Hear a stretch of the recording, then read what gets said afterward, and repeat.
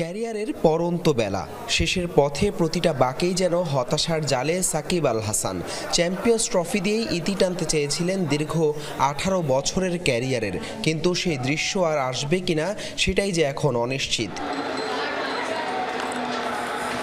গেল সেপ্টেম্বরে ইংল্যান্ডের মাটিতে কাউন্টি ক্রিকেটে সারের হয়ে এক ম্যাচ খেলেছিলেন সাকিব। ওই ম্যাচেই তার বোলিং অ্যাকশন নিয়ে সন্দেহ প্রকাশ করেন আম্পায়াররা।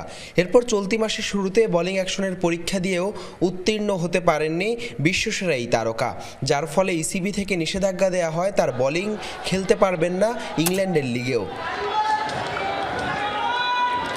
এবার একই বার্তা জানিয়ে দিল আইসিসিও।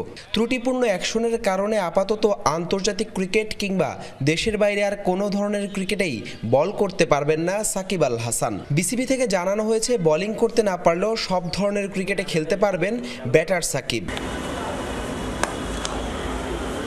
এদিকে সাকিবের এই সমস্যার পেছনের কারণ আন্দাজ করেছেন দেশের অন্যতম সেরা কোচ মিজানুর রহমান বাবুল। অভিজ্ঞ এই কোচের মতে অনেক বেশি ম্যাচ খেলা আর বয়সের প্রভাবে সাকিবের এই সমস্যা হয়ে থাকতে পারে ধারণা তার। অনেক খেলার ফলে, অনেক বেশি টায়ার্ডনেসের ফলে হয়তো মানুষের বোলিং দেখবেন যে চেঞ্জ হচ্ছে, অ্যাকশন চেঞ্জ হচ্ছে। এরকম তো ওয়ার্ল্ডে অনেক, আমাদের দেশেও আছে এবং পুরো বিশ্বেই আছে যে এরকম হয়ে গেছে।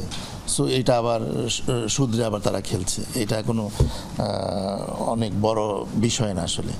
ক্যারিয়ারের শেষ সময়ে খারাপ অবস্থায় থাকলেও দেশের ক্রিকেটে সাকিবের অবদান আরও একবার স্মরণ করালেন এই কোচ। 22 গজে আবারও ফিরবে অলরাউন্ডার সাকিব স্বমহিমায়, বিশ্বাস মিজানুর রহমান বাবুলের।